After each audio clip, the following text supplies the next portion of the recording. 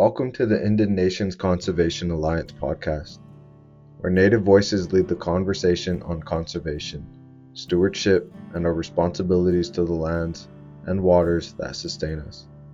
Across Indian country, our homelands carry stories of relationship, resilience, and knowledge passed down through generations of people who live with the land and listen to what it teaches.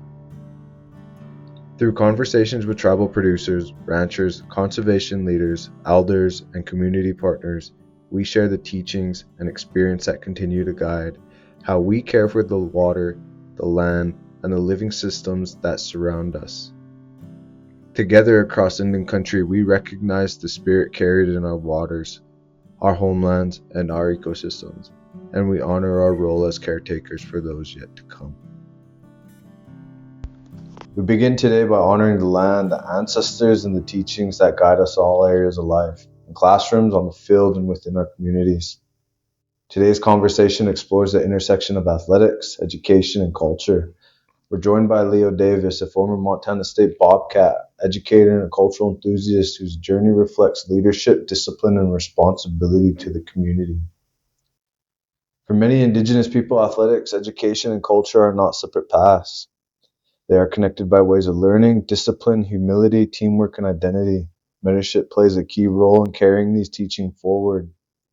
Leo Davis brings experience from competitive athletics into the classroom, community spaces, using lessons from sports, culture, and education to support youth development and leadership. Leo, can you share a bit about your background, your path? Introduce yourself, letting the people know who you are, and how the things that you've done the many hats that you've wore, from athletics to teaching to your cultural work, just brought you to who you are today. Oh, well, thank you, Matt. Okay, nistuni taniko monisi numoto to skapi pikani. I live down here on the Elk River. The Little Elk River is what I was told. This is what we used to call the Yellowstone River. That our the band, the Naksipikani, that my grandfather, Grandpa Bitonis, or John Grounds, his family came from. This is kind of the area they would patrol here, the Bozeman, the Valley of the Flowers, Dillon, the Beaverhead, all the way up to Helena and stuff. So kind of still in our real true southern border. And I just gotta clarify that this is a Pikani country. But from down here, yeah, man, thank you for having me on. It's an honor, and it's a great time to be alive. A lot of the hats that I do wear. I am an athletic director with Northern Cheyenne Tribal Schools, as well as a color commentator for Bobcat Sports Properties. I call the football games on the radio, and a lot of that has been a culmination of our culture, storytelling, the abilities and trials and tribulations of what it is to be an athlete, to be able to kind of stand true and tall, one single-handedly, kind of like our people used to, like our center po at Oka, and I come from our family with Oka and Nanamska bundles. So for those teachings, that's kind of what I assimilate to. It's kind of like that Aquinamon. It's strong. Nothing falls off it. Hey, no, that's good stuff. You're really labeling our culture, bringing it forward into what we see as today as, our contemporary lives compared to our spiritual lives. It's inseparable.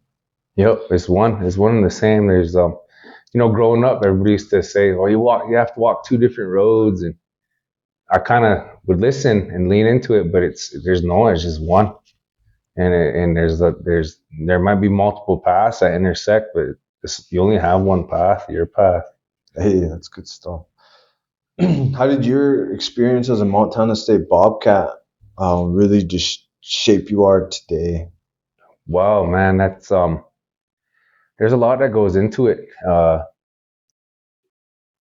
In high school, I was one of the top recruits in the state of Montana, actually the Northwest region. I had opportunities to play at some higher level conference schools in Mountain West, the Pac-12. Got some interest even from some Big 12 teams. And being a Bobcat was something I always just wanted to be. That's where my mom and dad met. I grew up during the rough times when they weren't very good, and so I always saw myself as a youngster wanting to play for Montana State, and so just making that decision to go be a Bobcat and try to be a part of something that's greater than myself, even though we're underdogs. It kind of storybook in a way that we were able to go from a team that was just hoping to beat the Grizzlies or hoping to win a conference championship to being champions and setting a certain standard, and being a part of that cultural change was something unique in itself. And I think everything happens for a reason. Like my grandma always tells me, it always happens, it always works out the way it's supposed to. She used to always tell me that. And so the way it did is kind of like our plight as Native Indigenous people to continue who we are. Um, and what we did at Montana State was just that good fight. Yeah, yeah, no, you not only you're a community activist, what you're doing is bringing our traditions forward, but you're not only a trailblazer for Indigenous community, you're a trailblazer for your family, your specific family. You have three, four brothers that played for the Bobcats, and you trailblazed that opportunity and that path, and you showed them what it was to be a big brother. No, I really commend you for that. It's Thank really, you. Yeah, it's tough, but it was fitting. I'm an offensive lineman, and so everything I always did metaphorically, I guess, was I always knew there was someone a couple steps right behind me. So I kind of had to break open the door for others. So thank yeah, you. yeah. Kind of like just shifting that, like, who were the mentors or the coaches or somebody that like stepped in front and allowed you to really shift and focus into, or who influenced you how into that mentor role, like making sure that you were doing that, from a father to a coach to really anybody. Well, I had good leadership and role models with my own dad. My dad, he really instilled into who we were. My mom and dad, they would, we'd go to those bundle openings and bundle closings, and every summer our highlight was going up for Ocon and just getting away from everything, living in a lodge for a whole week and playing in the creek, riding horses, to just witnessing our culture still be alive. Coming from a family like that, and then also too, my mom's dad, my grandfather, you know, um, mind you, these are all boarding school kids. Yeah, And so to be able to witness them in their time, in their era of life, and to be really supportive of who we were from a standpoint of resiliency, and to see what they did. So, like my dad, he walked on the Montana State Bobcats in the early 80s, and my grandfather, Larry Thompson, he played for University of South Dakota. He was drafted in 1958 by the Baltimore Colts, and his nickname was the Indian Lad because he was a youngster, but he held some excuse me, he had some records on the track team up until I think 2016, oh 2017. wow. Yeah, he ran 100 meters, a 4x1, and yeah, he kind of really set the way, but he never told me any stories about it. As a matter of fact, I didn't even know he played college sports till one time they had a flood down at their place in Muddy Creek, and I found his letterman, and I asked him, Grandpa, were you an athlete? He kind of, yeah, a little bit. He was a Golden Glove boxer, heck of a cowboy. And so to have that as my backing, it really kind of, I stood on some shoulders of giants. And then as far as peer mentorship goes, one of my best friends, Sean Flores, he's from Kailua, Hawaii. And he always made sure when I was in high school that I was staying away from girls, that my grades were good, that I was attending class. And I think the more I got to know him over these years, he was speaking from experience and try to lead me down the right path. And so having good, positive male mentorship, that's what really kind of got me through a lot of things, because being the oldest here in Billings, nobody knew who our family was. We didn't have those ties like you see in a lot of Montana communities. Everybody kind of, they didn't know who we were. And so you just had to show up early, stay late, and work hard. Right. And that's, I just always tell people ask me, how'd you do it? I said, well, I'm Pikani. You might be faster, you might be stronger, but you're not going to outwork me. You're not going to try harder than me. Right. Igakiman. Yeah, Ikakima. No, that mentorship is really, really important. And we before our eyes, even before we even get to reflect, we go from being the mentee to the mentored very, very fast and almost a blink of a shift. Understanding who we are as, Bikani, or even just like indigenous communities as a whole, that we become the elders right before our eyes. We're the young, and then we're the workers, and then next thing you know, we're the elders. And I really commend you for like just showing everybody what it is, just to not only go through the process, learning from you what just how to listen, like just a basic understanding of sitting, listening, respect can take you a far, far ways. With that being said, from that shift from being the mentee, how do you bring cultural awareness or identity into your role, like as a teacher, as an athletic director, even if people are reaching out to how are you bringing that cultural awareness and that identity into the forefront? Well, it's just being authentic, Yeah. being unapologetically authentic to yourself. And there's a lot of fake it till you make it, don't break it type styles nowadays. And I think just being true to yourself is what I kind of offer, in letting people know, hey, I've never done this before, but thank you for your feedback and input, or I'll do better. Or taking those lessons from my own personal journey of, hey, no one's perfect, and you know what, that was dumb. I'm not gonna do that again. Or that Yeah. was fun, that worked out. I'm gonna get better at it. And so those are all those little nuggets that you pick up growing up. It's like picking up stones. You never know, that stone you might be able to shine it up and trade it for something bigger and better later on, or sharpen it to a point and use it as a tool, sometimes a weapon if needed. So it's picking up those little pieces and not letting it bog you down, but kind of adding to the repertoire, if you will. Bringing all those little lessons, and even if I only help one person along my way, then I'm helping. Um, Transfer knowledge and transfer of what it takes to, you know, just to be you. Right. I think a lot of people try to be something they're not. So just try to be you. And I think that's the best thing I can do to be able to answer that question is I just bring myself, my good, my bad, my beauty, my ugly, everything, and I try to make it the way it's supposed to. Yeah, absolutely. No, being culturally grounded and being authentic is really important to who we are as Indigenous people throughout the United States, throughout the world. I think we always have um, for our audience, our native audience, our people who are tuning in, we being authentic can bring more to the table than trying to be somebody who you're not at that specific time. Right. And so kind of with that, like being grounded and just kind of understanding, like, how does like cultural grounding support mental, emotional, and physical well-being, kind of that triad that we try to achieve, that mental and emotional, and that physical spirit that we all.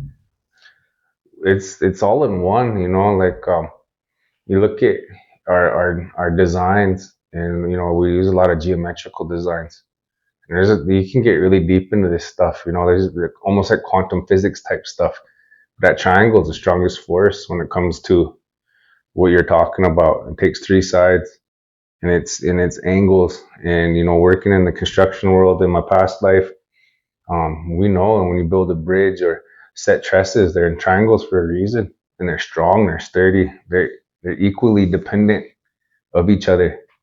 And so to be able to be strong in self, both mental, physical, and spiritually, it takes not only commitment but just awareness. And sometimes it's easier said than done. But when you understand and you come from a place and from your center, you know that okay, my physical body can't really do it today, but I can rely on my spirituality and I can rely on my mental fortitude, and we can push through. And that's kind of what the athlete does. We got to push through that pain. You got to play hurt sometimes. You got to limp to class, get it done, go to practice, and once you get done, you can rest. Kind of like yeah, that's the only way I bring it. I always equate it back to the athletic mindset, that push through. And as a player, when at Montana State, we had our own kind of ethos on the offensive line, and it was always mental toughness, extra effort, and that's kind of what it goes down to. But a lot of people, if you don't have that center, that spirituality, that understanding of self and connection with everything around you, it can falter real quick. Yeah, yep. Without being grounded, without being, culturally relevant, you can crack and break. And when we think about Indigenous communities, we see some of the toughest Native kids in our endeavors as educators, as athletic directors, even just being a parent in an Indigenous community. Like what responsibilities come with being a role model in both like education and in athletics. Man, it's a heavy toll. It's a lot of weight on your shoulders because with that athletic mindset, you want to be the best. And you don't live to other people's standards. It's that internal dialogue when you look at yourself and that reflection. Did I do everything I could do today to the best of my ability? Did I try as hard as I really wanted to? Because at the end of the day, that's ultimately what we're here for. And I heard growing up, like a couple elders, they said it doesn't matter what I have done or haven't done in this life. All I want to be able to do when I cross over is to be able to look at my ancestors and tell them I tried hard. I tried really hard. So it's bringing that to the forefront and trying to not you can't change and help everybody, but what you have to do and remind yourself is are you trying hard to be the best version of yourself? And when you do that, it's almost like a light comes on in a dark room. And like that old saying, I don't know if it was Martin Luther King, whoever, but darkness doesn't drive out darkness. Only light does. Only light does. And to be that little spark and to remember that, like as Piccani, our first gift, our first power was fire. A lot of cultures they talk about they have stories about stealing fire from a god or taking fire from somewhere. We as Piccani people, that was our first gift, that light, you know. No, that's really enlightening. Just understanding what it is to be a role model in the education system, in athletics. Like it's kind of keeping that same mindset. How can I know you're within the school system, and you're within these communities, both here in the urban setting and on specifically a reservation. Like how can schools and communities better support like holistic development just for young people in general? I think the whole system in itself needs to be really dissected and free from constraint. There's so much red tape when it comes into school systems. The education system itself shouldn't be as rigorous and so rigid as far as can't. There's so much. I look at it like this: either you can do, or you can't do, and the list of can't do is so long, you know. And so I always try to focus on what you can do. All right, and taking that responsibility, you can be you, and you can learn to your own level, but at the same time, I have the fortunate ability to teach history, and I always bring it back to how does this experience affect you? And a lot of times with my students on Fridays, I do a fun fact Friday. And so I give them an opportunity and meet them halfway to where they can use their phones or a computer and they look at something that's a current event Whether if we're doing U.S. history, it needs to be in the United States, and they look at topics that may affect them, or try to greet them where they're at and try to individualize it because this is their story, this is how they see the world, and not really to lead them out of a situation, but to give them the tools to be able to look at it and say, huh, how does this affect me? And where does this project my life and where I'm going? And I always equate it back. I let a lot of these kids know as if you guys come from a strong people, the Cheyennes, they were tough people. And a lot of times I'll ask them, hey, do you know about this? Some students do, some students don't. And they have the fortunate ability to be able to go to their cultural teacher at school and be able to get some of these questions answered. I'm like, all those hills you see out there, at one point, every one of those little peaks had a name, had a purpose. You guys should find that out. So I hope to be able to model through what I teach in the classroom is give them an opportunity to be like, they're just a sense of self. They can find themselves in whatever they're doing. Yeah. No, this is deep, powerful. Especially being an educator and having that platform to be able to share with like that direct communication. And I know a lot of, while we're in high school, you forget a lot, but sometimes, those kids always pick up on just some of the simplest things you said. Be true to who you are, be understanding where you come from, understand where you're going, and take a little bit of the past with you. We constantly think that traditional ecological knowledge is a thing of the past, but we're tapping into those things that worked, the empirical data that's been set for tens and thousands of years of who we are, and all we're doing is just using it to go forward. Mm. And it's very, very simple. We're basic concept of what we've been doing for years, tens and thousands of years.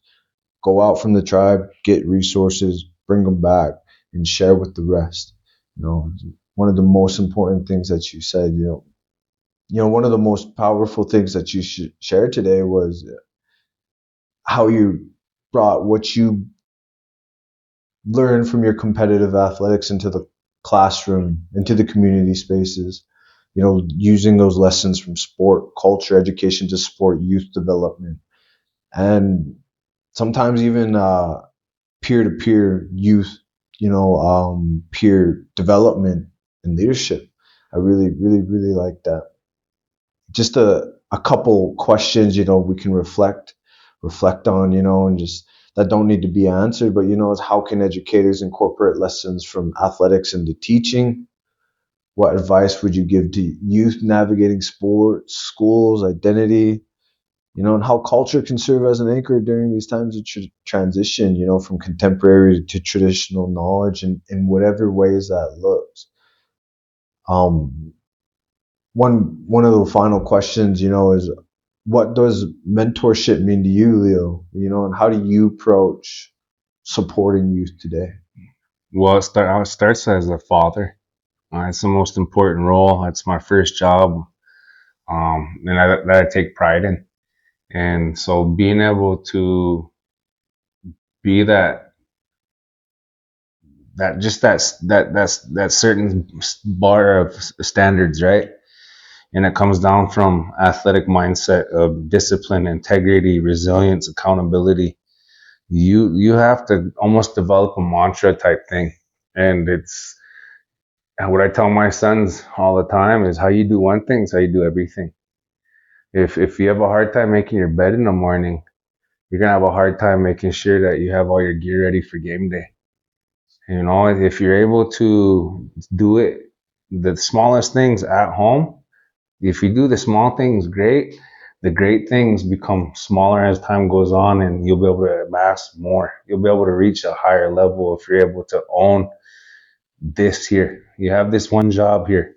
And if you do a great job at it and take time and do little things right, I always go back to what my old high school coach used to say: "You do it right, we do it right. You do it wrong, we're here all night long." We're gonna do it till we get it right.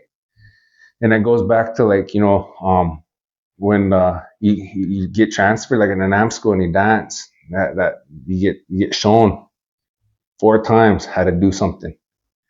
And when those starts to those songs, it doesn't matter if you're dancing with um, that catsis, that whistle, or or that fork stick, or any of those animals that belong to that specific bundle.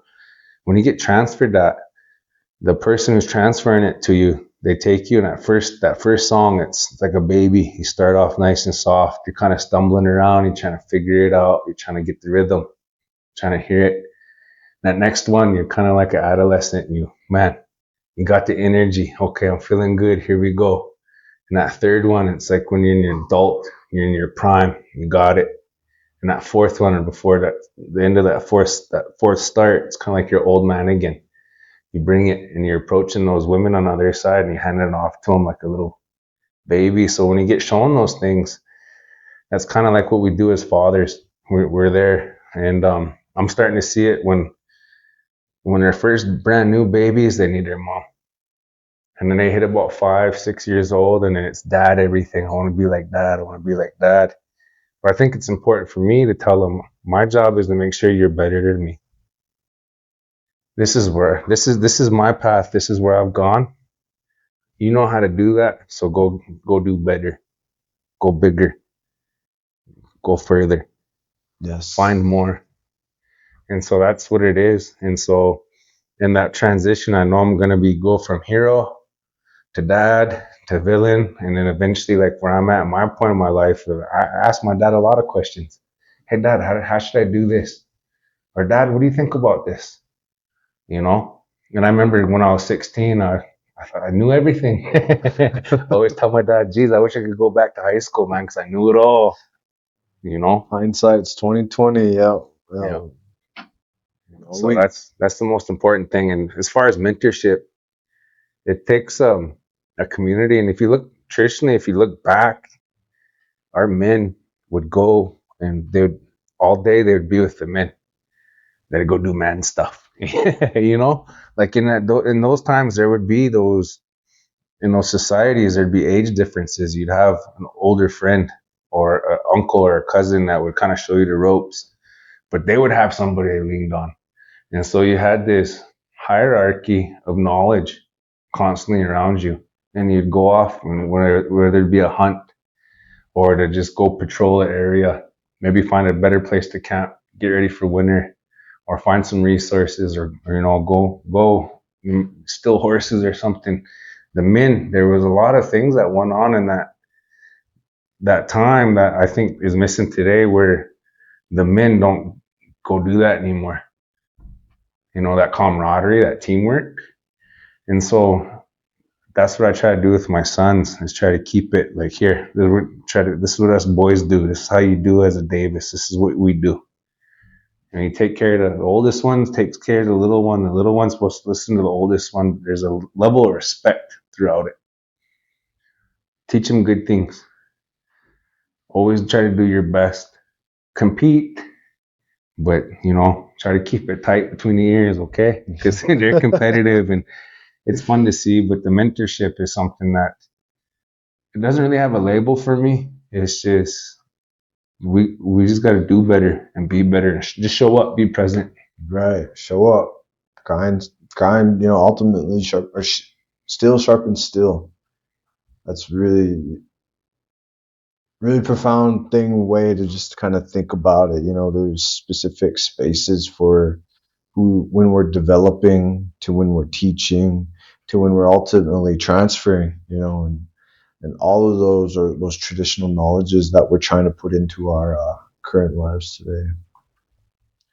At this time, I just want to encourage listeners, to support youth through mentorship and coaching, to value education that honors culture and the whole person development, starting from when we were a kid, moving through the ages to the point where we're self actualized, at the point where we can community actualize, to the point where we can create this cultural perpetuity, where we're continuing the cycle of who we are as Indigenous people.